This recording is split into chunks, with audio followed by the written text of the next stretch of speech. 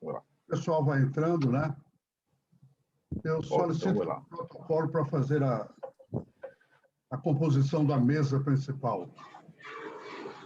Inicialmente, solicito que todos desliguem os microfones para que possamos dar início aí à nossa reunião de hoje. Cumprimento aí todos os companheiros presentes aqui virtualmente e vamos agora à composição da mesa diretora. Cadeira número 1, presidente José Ubiraci. Cadeira número 2, nosso palestrante de hoje, Dr. Gutenberg Guerra. Cadeira número 3, o nosso secretário, Carlos Alberto Teixeira. Cadeira número 4, o EGD, Leandro Araújo. Passo a palavra ao presidente José Ubiraci para que inicie os trabalhos.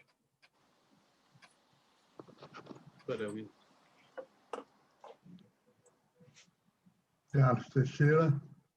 Espera aí que teve um problema técnico, mas vamos resolver aqui.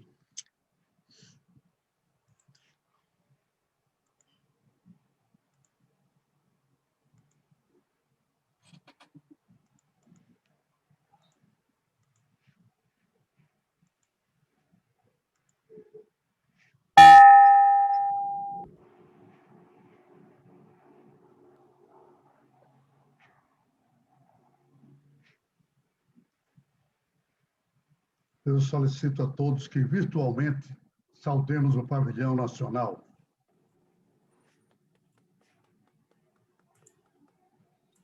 Oração rotária, convidamos o companheiro Avamir Pinto.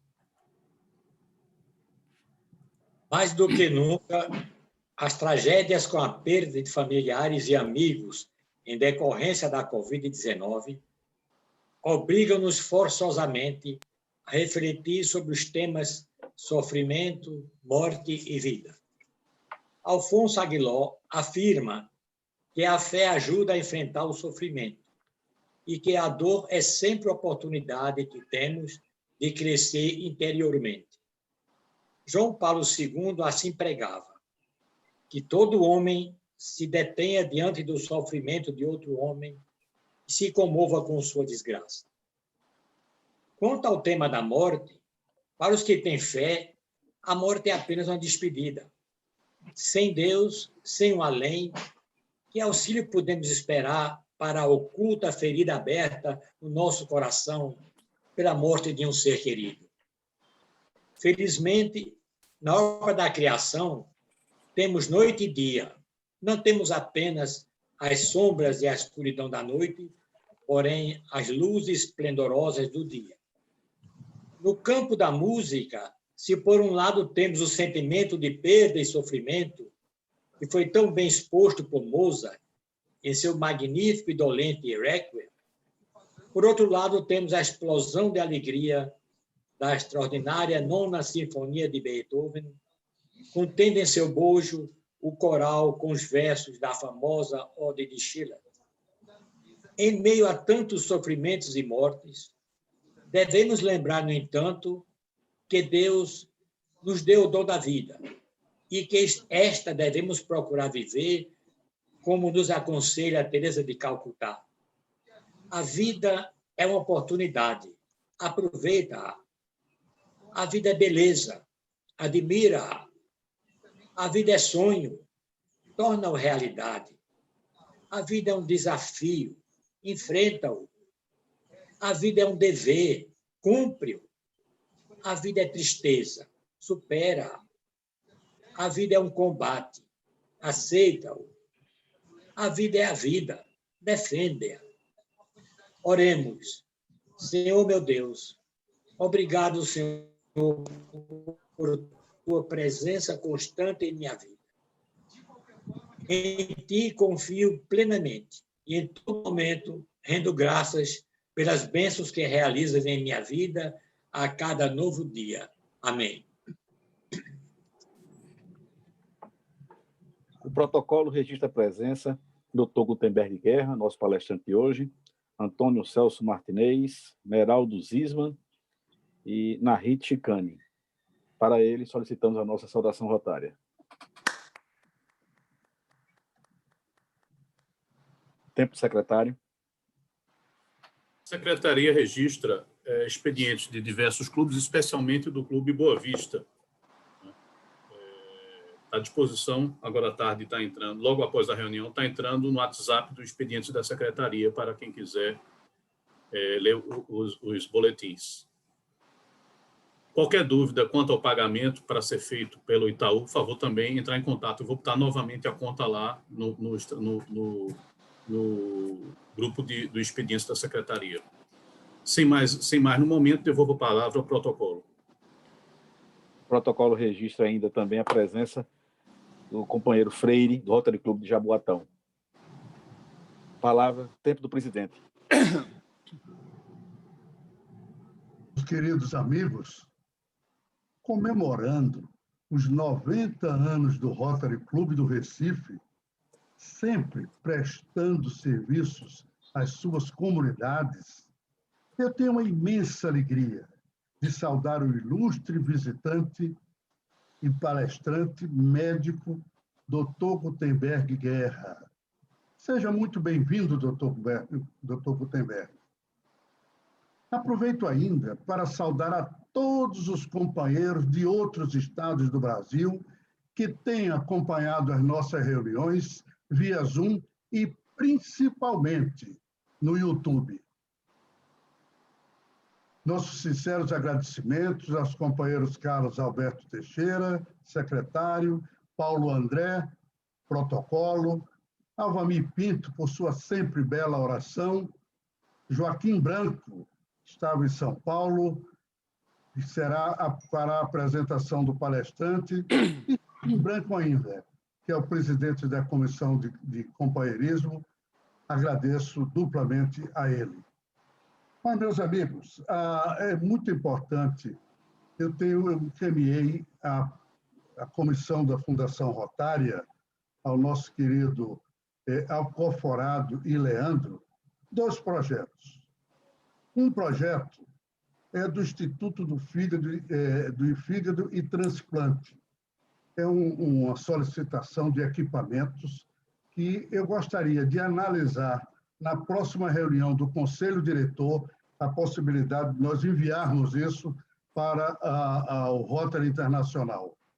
Mas também tem um projeto pequeno, que é de uma entidade chamada Afeto, de autismo. Essa eu tenho a impressão que até o próprio clube ou o governador do distrito pode ajudar, porque a solicitação deles é uma solicitação que acho que não chega a 10 ou 15 mil reais, mas é muito importante.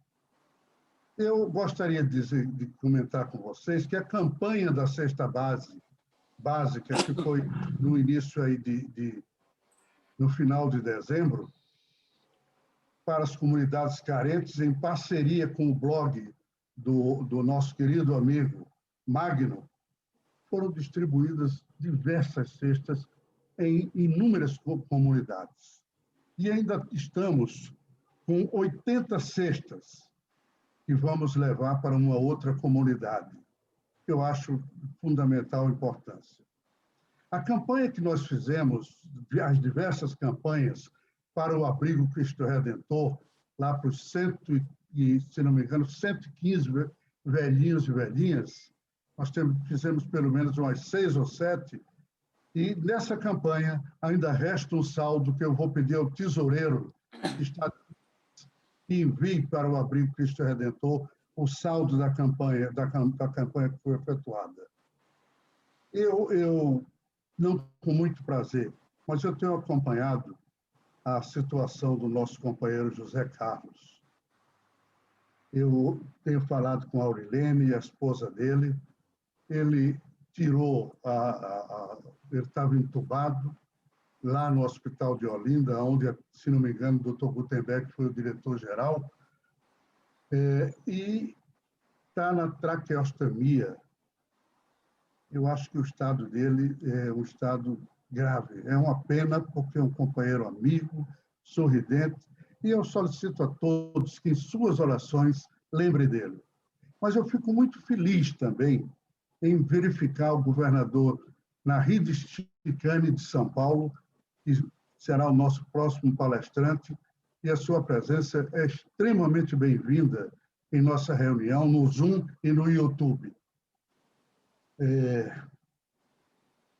Com relação ao governador Narid Chicane, que vai fazer uma palestra sobre o tema a Fundação dos Rotarianos de São Paulo, eu faço uma observação. A Fundação é a maior instituição de rotarianos do mundo na área de educação. O principal fundador, o senador José Hermílio de Moraes, pernambucano, de Nazaré da Mata, e certamente teremos uma extraordinária visão e apresentação pelo governador Narid Chicane. Vocês vão ter a oportunidade de conhecer, eu já estive diversas vezes, todos os presidentes mundiais de Rotary, quando vêm ao Brasil, não há possibilidade de não visitar as faculdades Rio Branco, o Colégio Rio Branco, tudo um tema de referência. Isso é uma obra de Rotary. E, aliás, de um pernambucano, meu governador Chicane, que já faz mais de, eu acho que 60 anos, mas ele foi o principal fundador. Eu devolvo a palavra ao protocolo. Neste momento, gostaríamos de convidar o companheiro Joaquim Branco para que possa fazer a apresentação do nosso palestrante de hoje. Com muito prazer, apresento, desculpe a rouquidão, apresento Gutenberg Corrêa, médico, neurologista, com foco em neurologia cognitiva, subespecialidade da neurologia, que estuda as bases anatômicas fisiológicas das funções cognitivas, atenção, memória, linguagem e funções executivas. Também se ocupa dos transtornos dessas funções, resultantes de doenças que acometem o cérebro, como Alzheimer, a doença de Parkinson, a doença vascular cerebral. Ele é graduado e pós-graduado, a graduação primeira na Universidade Federal de Pernambuco, residência médica em neurologia no Hospital das Clínicas da Universidade Federal de Pernambuco, mestrado em neuropsiquiatria e ciências do comportamento. Ele fez pós-graduação em administração de empresas na Fundação Getúlio Vargas, teve uma formação complementar de treinamento em neurologia cognitiva e comportamental no Hospital de São Paulo, treinamento em neuropsicologia em São Paulo, curso de avaliação em demência na Universidade da Califórnia, curso de demência em Estocolmo, na Suécia. Ele tem atuação importante, seu consultório particular, desde 2004, uma preceptoria dos programas de residência médica em geriatria no Hospital Português, Hospital Getúlio Vargas, Hospital Oswaldo Cruz, IMIP, psiquiatria no Hospital Ulisses Guimarães, Ulisses Pernambucano, no IMIP, teve direção médica do Hospital Esperança de Olinda entre 2010 e 2015, direção-geral do Hospital Esperança de Olinda de 2015 a 2019, é coordenador de pós-graduação de neuropsicologia clínica e coordenação do ambulatório de numerologia cognitiva no Hospital Getúlio Vargas, desde 2009 a 2004. Portanto, é muito credenciado pelos seus conhecimentos, pela sua habilidade de relacionamento humano. Está apresentado. Gostaríamos de convidar o nosso palestrante, Dr. Gutenberg Guerra, para que possa ministrar a sua palestra sobre demência. É possível prevenir?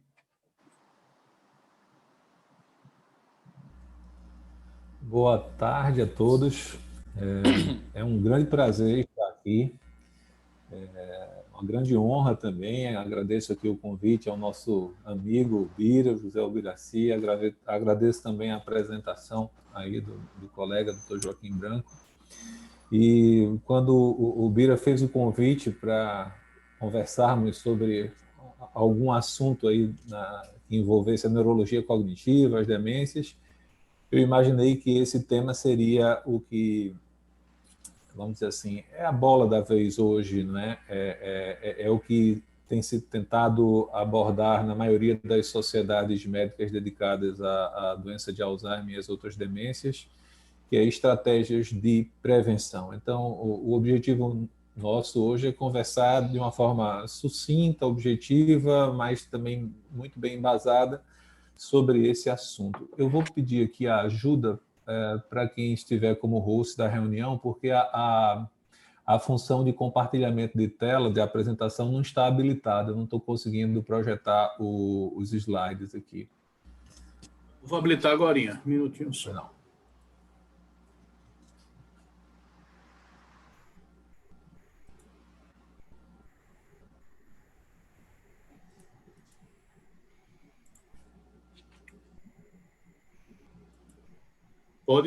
Pode compartilhar.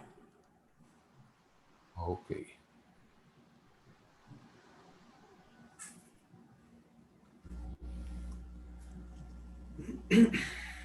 Bom, então vamos conversar aí sobre esse tema que é se é possível prevenir ou não as demências, né? Até bem recentemente podíamos dizer que o senso comum, a resposta, né, comum era não é possível prevenir, mas eu gostaria justamente de mostrar alguns dados aqui. Então, vamos caminhar por esse trajeto aqui, por esse roteiro. Eu vou traçar o cenário até recentemente, depois vou apresentar alguns dados mais recentes e para o que realmente nos interessa, que é o que nós podemos fazer em termos de prevenção. Então, vamos começar por esse cenário.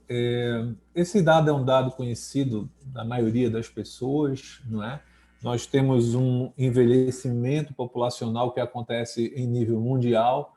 Então, quando a gente vê aqui nessa primeira figurinha, 1950, aqui a gente realmente tinha uma pirâmide populacional, onde as faixas etárias mais jovens aqui representavam a maioria da população, não é? As pessoas não viviam tanto.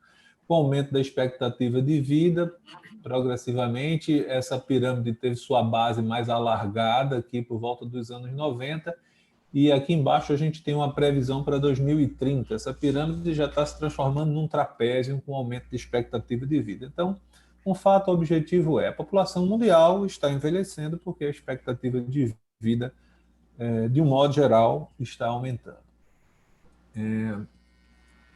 Um outro dado muito interessante diz respeito aos casos novos de demência, né? Todos os estudos mostram uma coisa parecida com o que a gente está vendo nesse gráfico aqui. À medida que os anos vão aumentando, né? A gente tem aqui 60, 70, 80, 90, à medida que os anos vão aumentando, a chance de surgirem casos novos de demência naquele grupo, naquela faixa etária, vai aumentando. A gente chama isso tecnicamente de incidência, ou seja, o número de casos novos também aumenta com a idade, ou seja, é mais fácil surgirem casos novos na faixa etária dos 80 aos 90 do que na faixa etária dos 60 aos 70 anos. Esse aqui é um terceiro dado que diz respeito aos casos acumulados. Como as doenças que causam demência, elas resultam em doenças de evolução arrastada, elas são doenças com que o sujeito precisa conviver durante alguns anos, muitos anos, há uma tendência que os casos novos se acumulem. Então, quando a gente observa a curva dos casos, quando a gente observa a curva dos casos acumulados, que a gente chama de prevalência, a gente percebe também uma tendência crescente ao longo dos anos, né, ao longo das faixas etárias, inclusive com a tendência exponencial. Não é? Também é um fenômeno esperado. O resultado dessas três constatações, ou seja, o envelhecimento da população mundial com o aumento da expectativa de vida, o aumento de casos novos à medida que a gente vai ficando mais velho, né? E o aumento dos casos acumulados, ou seja, da prevalência também à medida que os anos vão passando, isso resulta em projeções que assustam um pouco, né? Então, a gente tem aqui, por volta aqui de 2021, um número total de casos que deve triplicar, né, até 2050, se as coisas continuarem no mesmo ritmo que elas acontecem hoje. Curiosamente, a gente já pode ver um dado interessante aqui, é que esse crescimento nos países de primeiro mundo, que aqui estão representados nesse tom de azul, o crescimento nos países de primeiro mundo não vai se dar de uma forma tão exuberante quanto vai acontecer nos países de terceiro mundo. Portanto, temos um grande desafio aqui no nosso país para lidar com a possível triplicação do número de casos até 2050 e com o impacto que isso gera sobre todo o sistema de saúde, não somente o sistema de saúde público, mas também o sistema de saúde privado, porque a gente está lidando com uma condição que, de modo geral, é uma condição cara, né? Uma condição que envolve a utilização de muitos recursos. Então, esse é o cenário, vamos dizer assim, que vamos utilizar como ponto de partida. Então, não era, de princípio, um cenário muito animador diante dessa projeção de triplicar o número de casos de demência até 2050. Mas o fato de, nos países de primeiro mundo, esse crescimento, essa projeção não se dá na mesma velocidade nos países do terceiro mundo, já estava acendendo uma luz de que podia existir aí uma esperança no fim desse túnel. Então, eu queria trazer aqui 4 trabalhos mais recentes que apontam um pouco aí para dados otimistas. Esse trabalho aí é um trabalho de 2016, publicado em 2016, mas, na verdade, esse é um estudo muito conhecido aí, sobretudo pelo pessoal da cardiologia, é o estudo de Framingham. Nesse estudo aqui, comparando quatro intervalos de tempo entre 1977 e 2008, se observou uma diminuição de 44% no surgimento de casos novos, ou seja, uma tendência muito clara de diminuir o surgimento de casos novos entre os pacientes que estavam participando desse estudo nos Estados Unidos. Então, a incidência aqui, nessa época 1 aqui, que foi de 77 a 83, era 3,6 casos para cada 10 mil pessoas, caiu para 2,8, depois para 2,2, e na última época, no último intervalo, que foi 2004 a 2008, caiu para 2. Ou seja, desta primeira época aqui para esta última, né, lá na década de 70, para agora os primeiros anos desse milênio, já houve uma redução de 44% na incidência. Esse é um dado interessante, curioso, um achado, porque não se sabia por que a incidência de demência estava diminuindo, mas se estava observando essa redução da incidência. Esse outro estudo aqui, muito interessante também, foi publicado em 2018, é um estudo de base nacional realizado na Suécia. A Suécia tem um sistema de saúde fantástico, acho que é um dos sistemas de saúde mais organizados do mundo, se não o mais organizado do mundo, em termos de planejamento e de efetivo desdobramento das ações. E eles têm tudo muito controladinho lá, né? Eles acompanham isso de uma forma muito elegante. E o que eles começaram a observar a partir de 2011, que a incidência também estava diminuindo. Então, eles também tiveram uma redução significativa da incidência, perto de 20% aqui.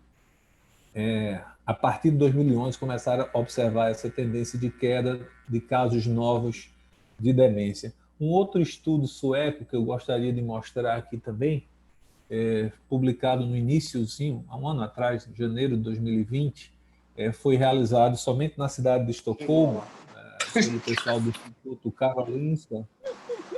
Muito interessante aqui também, e encontraram um achado semelhante também, né? No intervalo de 87 a 2013, acompanhando 2 grupos aí de idosos, observaram uma redução de 30% na incidência. Então, queria mostrar muito rapidamente aqui esse gráfico aqui embaixo. Aqui a gente tem 4 faixas etárias, de 75 a 79, de 80 a 84 anos, de 85 a 89 e acima de 90 anos. Então, no primeiro grupo, esse em azul, estão idosos que nasceram aí entre 1908 e 1912, E no segundo grupo estão as pessoas que nasceram entre 23 e 31 por ocasião desse estudo. Então, quando eles comparam a mesma faixa etária em pessoas de gerações diferentes, eles observaram que nas gerações mais novas, a incidência de demência estava diminuindo significativamente em relação às gerações mais antigas, sinalizando que alguma coisa estava acontecendo em nível populacional e resultando em diminuição do número de casos novos de demência. Isso não apareceu nessa população aqui dos 90 anos, e eu quero crer que o que aconteceu, na verdade, é que os dados relacionados a essa população entre 1887 e 1898 deveriam ter falhas ainda, porque é a população mais antiga desse estudo, e possivelmente essa curva, em condições reais, seria uma curva mais alta aqui também, e ia acabar apresentando a diminuição do número de casos novos, né? E, por fim, um outro estudo também publicado agora no ano passado, no mês de setembro, um estudo mais amplo, na verdade, uma análise de vários estudos envolvendo populações tanto dos Estados Unidos quanto de vários países europeus. Eles mostraram, entre a década de 80 e os primeiros anos dessa década agora de 2010, uma redução de cerca de média, né, de 13% no número de casos novos por década, né, que é um dado que também bate com os dados de outros estudos, né? Então, nos vários estudos que eles utilizaram para fazer essa publicação, em todos eles se observou uma diminuição de incidência importante, ou seja, diminuição de número de casos de demência. É importante ressaltar que esses estudos são meramente estudos observacionais, não há nenhuma intervenção. Então, foi um achado, e, de certo modo, um achado não esperado, porque a expectativa é que a incidência continuasse aumentando, uma vez que a população está envelhecendo, a expectativa de vida está aumentando, e o que se sabia até então é que a incidência, o número de casos novos, aumentava com a idade. Mas o que começou-se a observar, e vários estudos têm mostrado a mesma coisa, eu trouxe aqui 4 por serem estudos mais robustos, é que, na verdade, nesses países de primeiro mundo, há uma evidência consistente de diminuição de casos novos. Então, alguns grupos começaram a se debruçar para tentar entender por que essa redução está acontecendo e o que é que a gente pode fazer para consolidar esses achados. Então, vamos conversar especificamente sobre isso agora. O que podemos fazer? Como podemos prevenir? Por que esses estudos têm mostrado essa melhoria, né, essa diminuição de casos novos?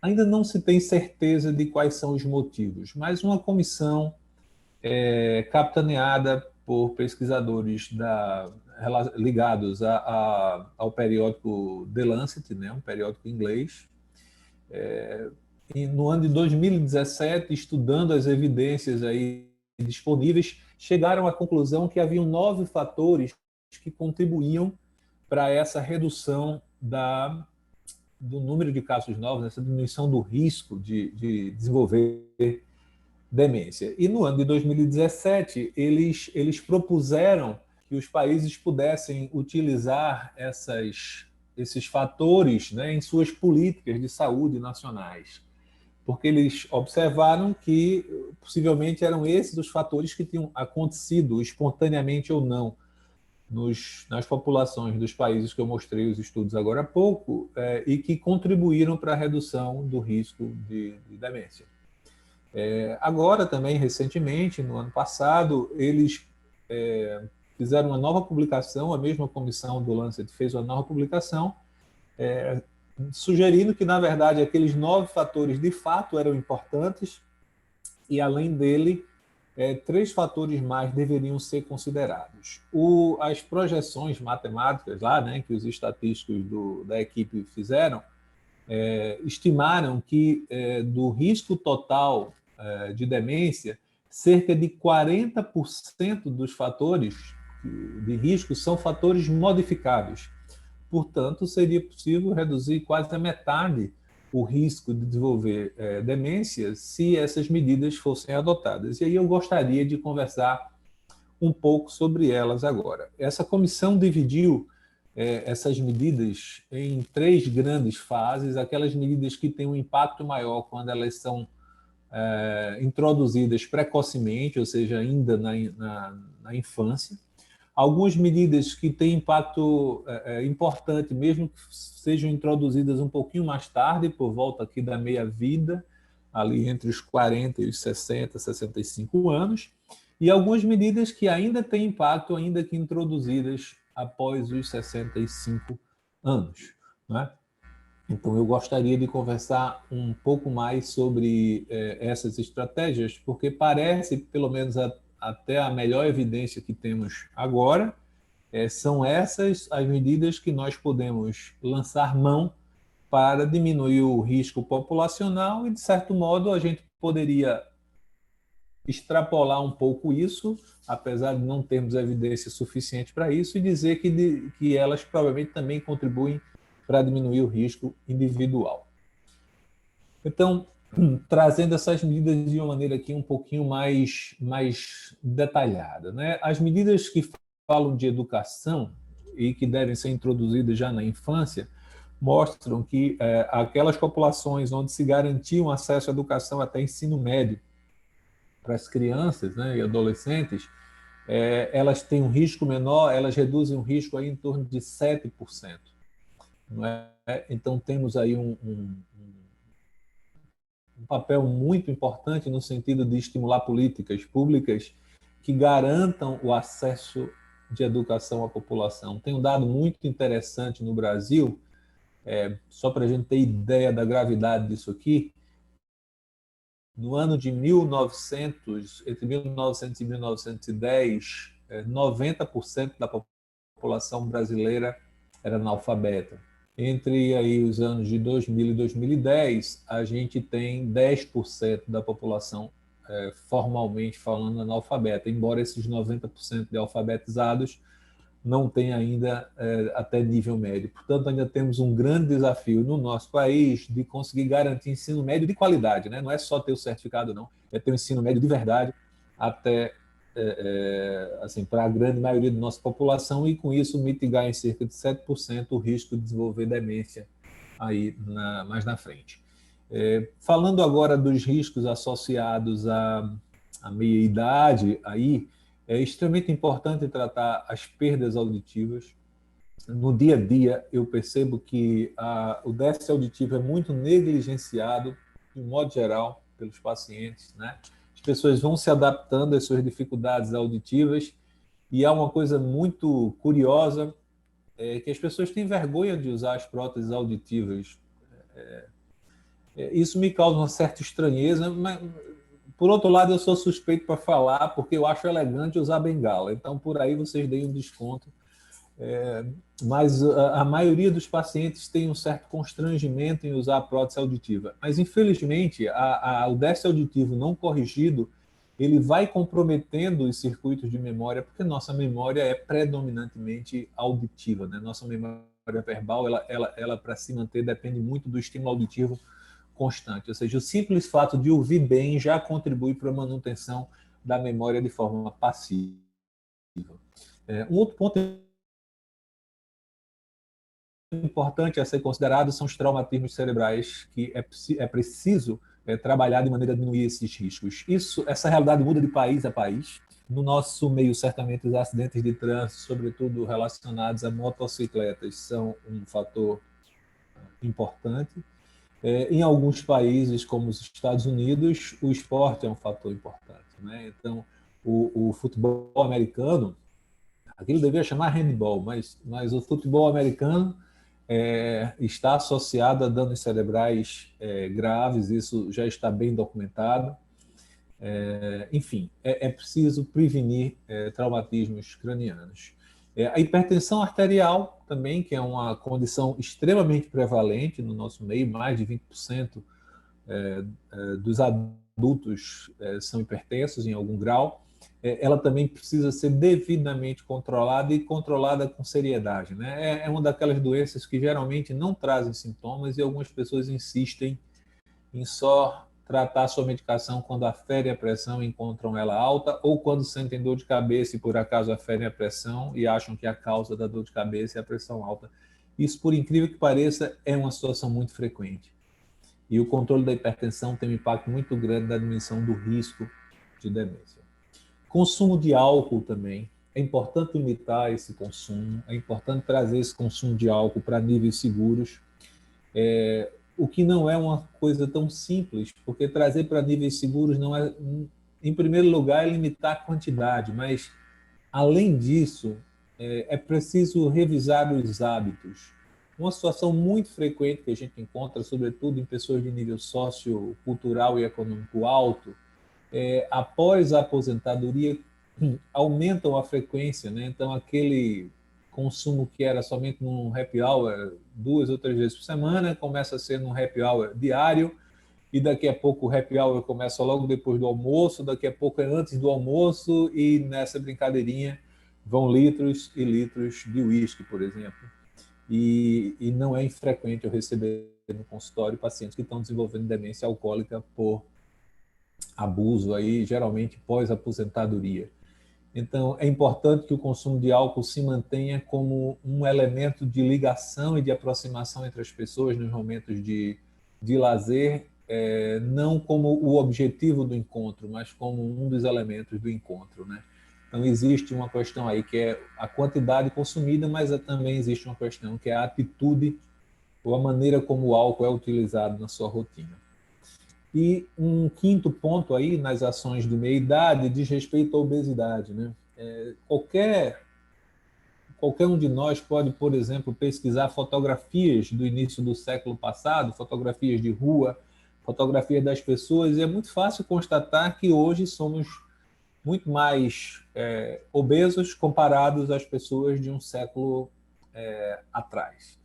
Não é? Então, esse é vamos dizer assim, um mal novo para a humanidade, e ele pode e deve estar diminuindo parte dos ganhos, né, dos avanços da medicina. No nosso país, isso já é um problema. Eu me recordo que na época que estávamos na direção do hospital, fizemos uma pesquisa para descobrir quais eram as comorbidades mais frequentes entre os nossos funcionários, para que pudéssemos instituir ações que melhorassem a qualidade de vida. E, para nossa surpresa, a obesidade era a comorbidade mais frequente lá na população de mais ou menos 1.400 colaboradores. Então, é uma situação muito frequente hoje e que tende a ser mais frequente nas próximas gerações, e é muito importante que a obesidade e tudo que está associado a ela seja devidamente controlada, assim, de forma séria, e aqui envolve realmente mudanças de qualidade de vida. Na verdade, até antecipando um pouco uma conclusão aqui diante desses dados, a maioria das mudanças que a gente precisa fazer são mudanças que envolvem mudar hábitos. E essas são as mudanças mais difíceis, porque não estão nas prateleiras das farmácias, mas elas são necessárias, não é? Um hábito alimentar, por exemplo, ele começa a mudar na hora que a gente faz a feira e não na hora que a nossa cozinheira ou secretária lá está preparando o alimento, né? Então, isso precisa ser planejado e precisa de uma decisão realmente de mudar para que isso tenha surta efeito, né, e aconteça. Por fim, no terceiro grupo aí daquelas ações que elas devem ser evitadas desde cedo, né, controladas desde cedo, mas se elas começarem a ser controladas a partir dos 65 anos, elas ainda têm a capacidade de reduzir em conjunto cerca de 18% do risco de desenvolver demência. O tabagismo, né, que diante de todas as campanhas e políticas públicas instituídas já diminuiu bastante, mas é importante realmente ter essa atitude em termos de parar de fumar, em apoiar o abandono do hábito de fumar também para terceiros. A depressão é uma condição que também está associada a um risco maior, ainda não se tem clareza se como causa ou como se sintoma preliminar, não é? mas é importante reconhecer e tratar. A depressão ainda é uma condição que está associada a muitos estigmas sociais, algumas pessoas não aceitam o fato de estarem deprimidas, como se isso fosse uma fraqueza de caráter ou algo assim, quando não é. Isso é uma questão neuroquímica, como diabetes é uma questão química. E é preciso que se reconheça e se trate para, né, restaurar ali a qualidade de vida. E quando eu falo de tratamento aqui, eu não estou me referindo apenas a medicações, mas em criar as condições que hoje se entende que são favoráveis para uma saúde mental adequada. O isolamento social também é uma situação frequente nessa faixa etária. Alguns dados, né, que vieram à tona agora durante a pandemia do Covid da Itália, de alguns países europeus e nos Estados Unidos, né, na América do Norte, mas principalmente nos Estados Unidos também, eram assustadores, né, de altas mortalidades em instituições de longa permanência, porque esses idosos estavam abandonados, na verdade, nessas instituições, que é uma realidade social que é poeira embaixo do tapete em alguns países do primeiro mundo.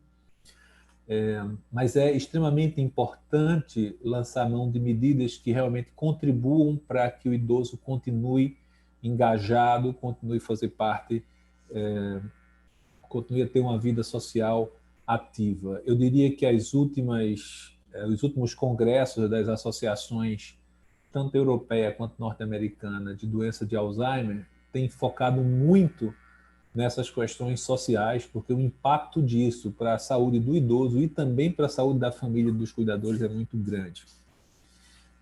A inatividade física também é um problema que está relacionado aí tanto ao diabetes quanto à obesidade, mas é extremamente importante manter-se fisicamente ativo, e isso é algo que pode ser tratado também mesmo após os 65 anos, então vamos dizer que os 65 anos é o prazo limite, né, para a gente virar a chave do sedentarismo. É preciso virar essa chave naturalmente com responsabilidade, né, fazendo o check-up cardiológico, buscando uma orientação sobre como fazer essa atividade física, sobre quais são os cuidados nutricionais que são necessários para que essa atividade física traga os benefícios desejados em termos de manutenção ou ganho de massa muscular. Então, é extremamente importante que a gente cuide disso. Nessa última reunião da comissão do Lancet, eles incluíram a poluição atmosférica, a poluição do ar como um fator importante. Naturalmente, isso depende de políticas públicas, isso está fora do âmbito individual. No entanto, nós, individualmente, podemos contribuir em relação à redução do tabagismo passivo.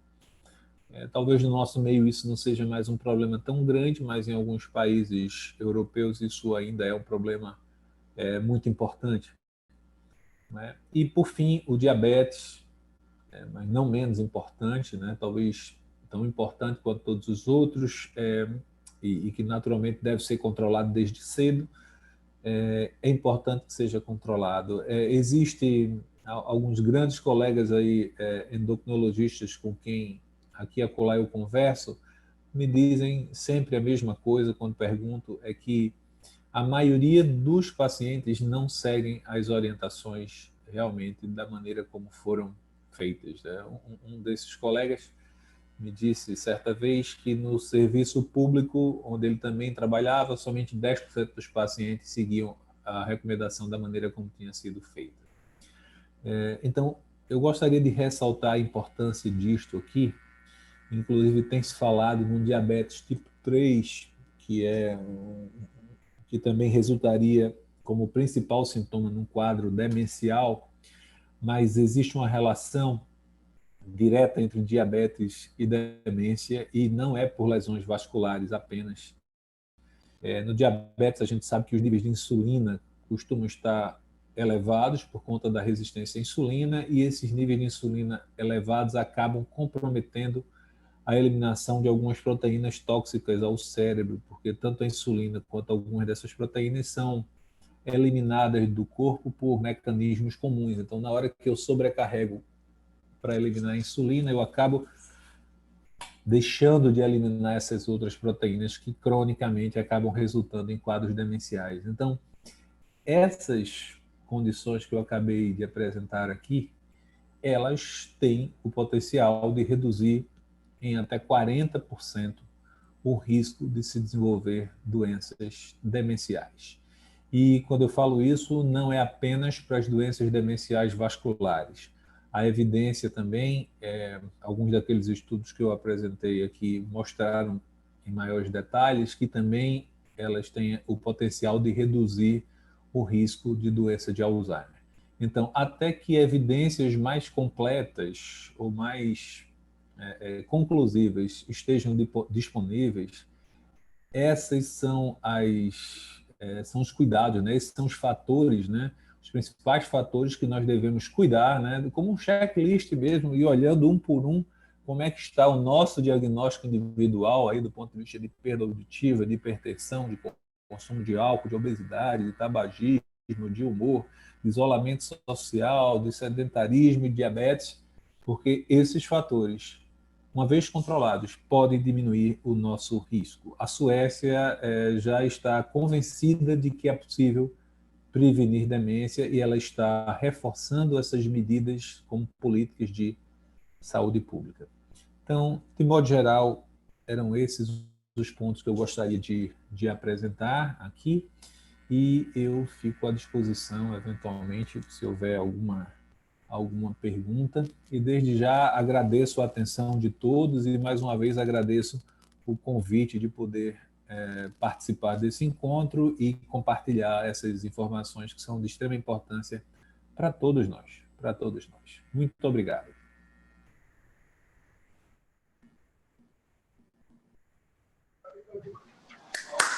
Agradecemos a belíssima palestra e abrimos espaço agora para perguntas ao palestrante aí por parte dos companheiros.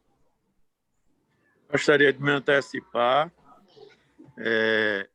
fazer referência à qualidade da palestra, ao conteúdo, à forma, à competência de apresentação do palestrante e colocaria a seguinte questão: essa exposição pode ser aplicada integralmente também a Alzheimer, ou seja, os cuidados de prevenção da demência em cima dessas causas que foram indicadas poderiam também contribuir para evitar os casos de Alzheimer? Sim. A resposta do Dr. Tacílio é sim. Essas estratégias são essencialmente estratégias de prevenção primária, não é? Ou seja, é para prevenir em quem não tem, né? E que tem ou não risco familiar para ter. Uma vez que o paciente já tenha desenvolvido um quadro tipo Alzheimer ou outra forma de demência, essas estratégias apoiam também, ajudam. Existem alguns estudos aí tentando propor protocolos multifatoriais, assim, onde você aborda vários fatores ao mesmo tempo para tentar diminuir a velocidade de evolução e até reverter em algum grau o declínio cognitivo, mas não são protocolos validados. Mas respondendo objetivamente a sua pergunta, essas estratégias valem para todas as demências, inclusive para a demência de Alzheimer. Temberg. Obrigado. Parabéns pela apresentação, não foi surpresa não, muito boa, muito clara, extremamente clara, aliás.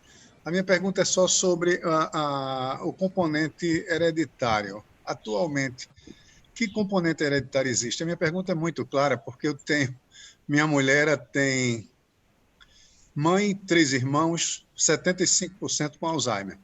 Morreram com Alzheimer. Pai, 9 irmãos, 25% com Alzheimer. Então, ela morre de medo disso. E hoje deve ter já alguma coisa nova, que eu não conheço, e que você pode me dizer em termos de hereditariedade sobre essa doença. Perfeito. Existem formas hereditárias que respeitam a herança mendeliana mesmo, aquela herança que a gente deve temer, né? Aquela onde quando um pai ou uma mãe tem, necessariamente os filhos terão. porque, inclusive, essas formas hereditárias são formas autossômicas dominantes, ou seja, basta que um dos pais tenha que a prole terá. Mas, felizmente, isso representa uma minoria dos casos. A maioria dos casos estão associados a mutações que aumentam o risco de desenvolver a doença em mecanismos os mais diversos possíveis. E isso resulta também em uma frequência familiar bastante variável. Se acredita que essas famílias sejam aquelas que se beneficiariam mais dessas estratégias de prevenção devidamente estruturadas, né, e implantadas. Só para dar uma ideia de como são raras as formas genéticas, quando eu visitei o Instituto Karolinska, lá em Estocolmo, lá no curso, tive a oportunidade de conhecer o setor de genética do Instituto Karolinska e fiquei encantado, assim, como num espaço tão pequeno eles produzem tanto. E a chefe do departamento à época, de nome impronunciável, eu não consigo pronunciar aqueles nomes que só tem consoantes, ela mostrou um heredograma, né, ou seja, aquela árvore familiar das 3 famílias que eles tinham mapeadas na Suécia que tinham essa forma hereditária. E aí depois ela mostrou que quando eles avançaram nas gerações, né, ascendentes, descobriram que, na verdade, as 3 famílias descendiam de um ancestral só.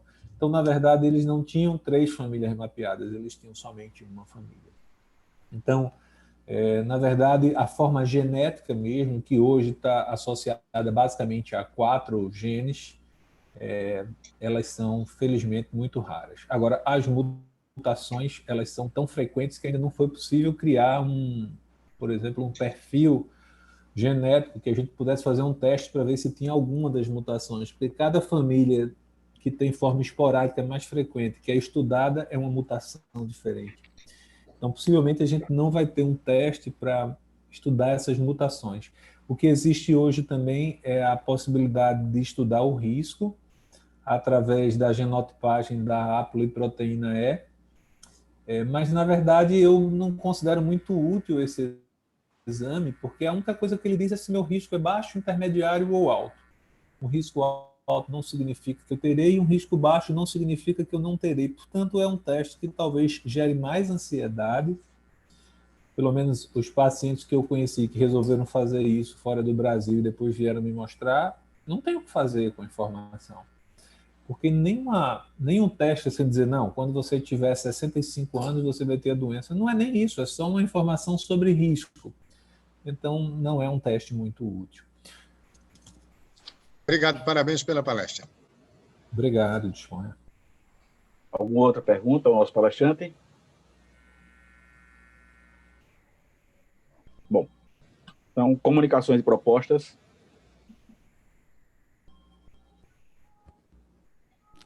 Eu queria fazer Pois não, Batistella. um elogio ao novo layout da sala do nosso companheiro Paulo André. Meus parabéns. Você hoje está diferente, Paulo André. Com esse escudo rotário no fundo, muito bonito. Não sei quem é que teve essa brilhante ideia, mas que se foi você, meus parabéns. Você está começando como presidente com o Rotary na cabeça. Meus parabéns. Obrigado. Mas antes de terminar a reunião, eu vou mudar aí para o glorioso estado do Santa Cruz, em homenagem a Lira. Não. Não faça isso, não. Não faça isso, não. Vou fazer mais uma pergunta. Gutenberg, hoje, qual a cidade Alzheimer, qual a incidência mínima que tem se visto em termos de faixa etária? Qual a idade mínima hoje que tem aparecido casos? Tá. Bom, o que eu posso lhe responder é, por exemplo, o paciente mais jovem com um quadro demencial tipo Alzheimer, que eu já acompanhei até hoje, começou o quadro por volta dos 47, 48 anos. Mas isso é a exceção da exceção da exceção da exceção, não é?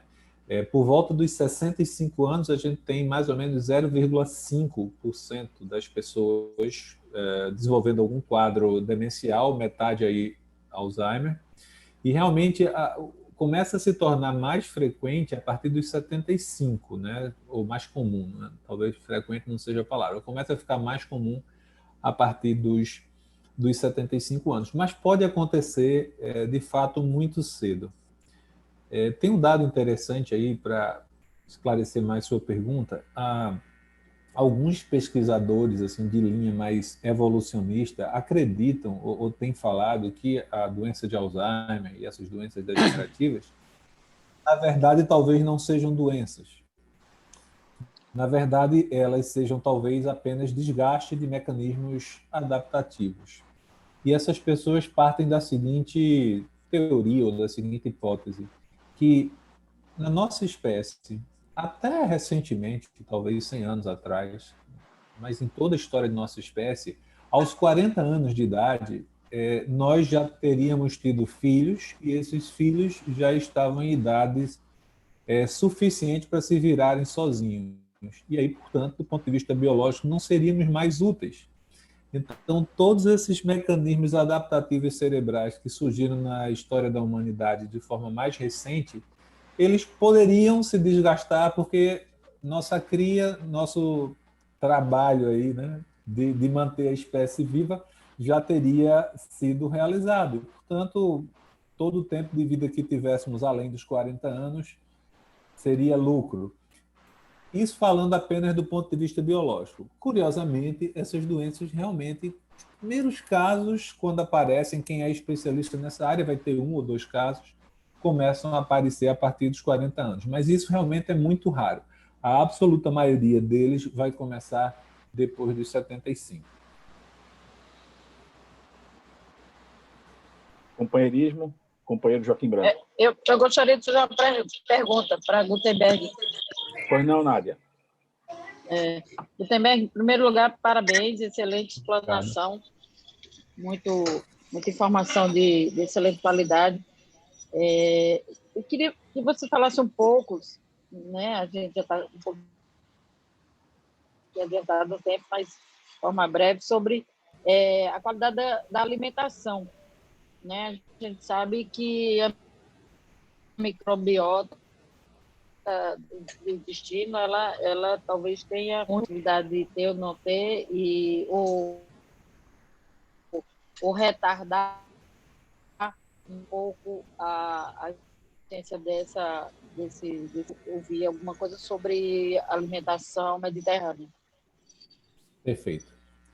A dieta do Mediterrâneo, né, dos estudos que já foram feitos, é a dieta que é considerada mais saudável, né? Isso não significa que ela seja suficiente. Apenas entre os estudos populacionais que foram feitos, ela parece ter ser um fator importante na redução do risco de demência entre essas populações, né? Porque, curiosamente,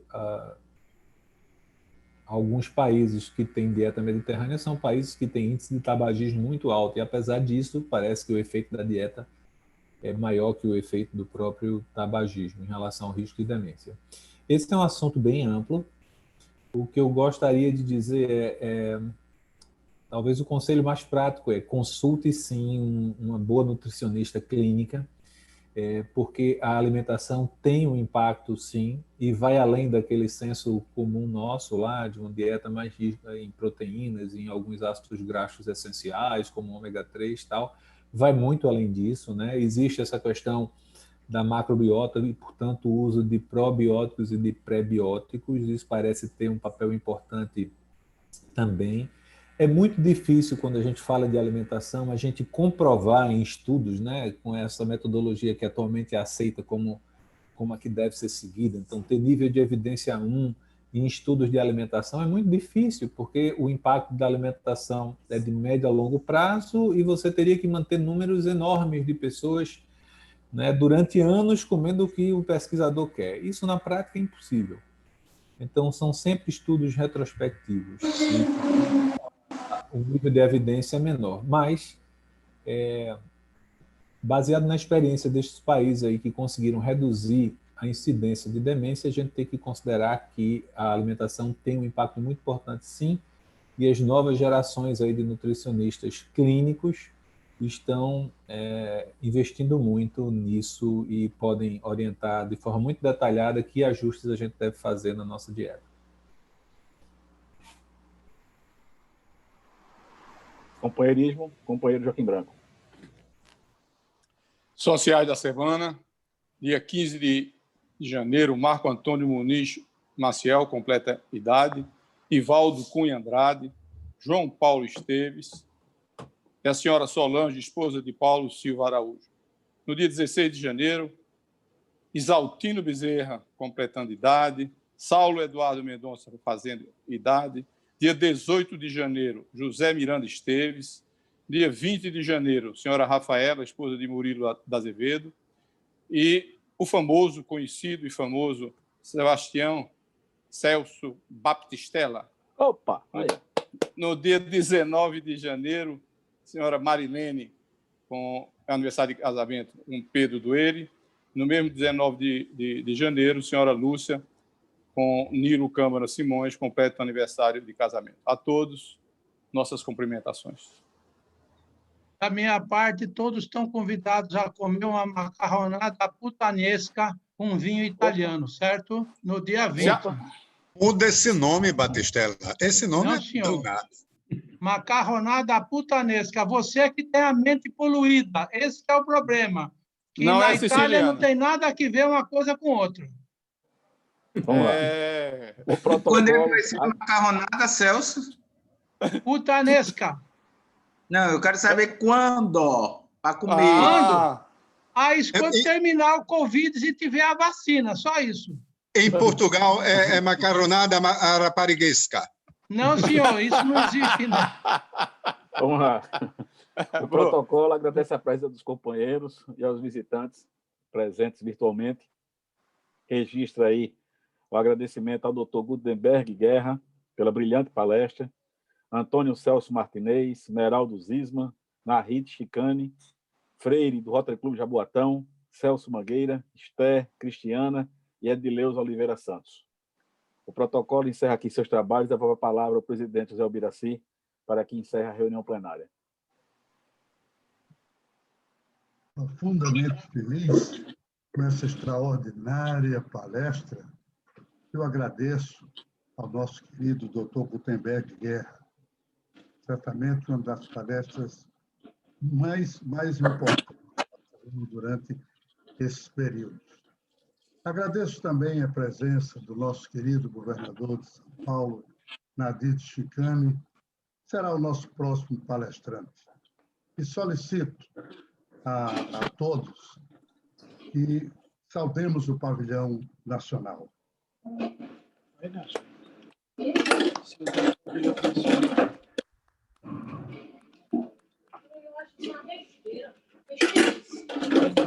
Isso é nacionalismo, é respeito ao país. Informar ao Dr. Gutenberg que o seu certificado dessa brilhante palestra será enviado para o seu consultório.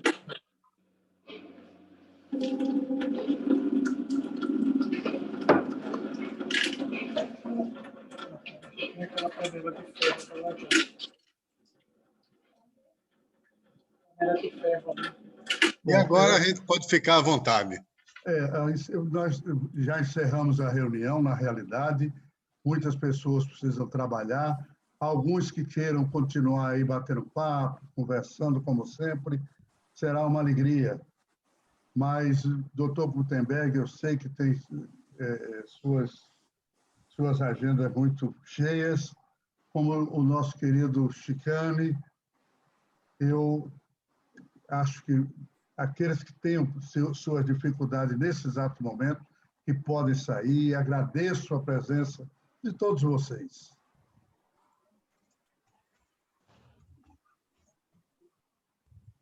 Obrigada, tchau. Eu ficarei para tomar uma cerveja com meu amigo Joaquim Branco. Um verdadeiro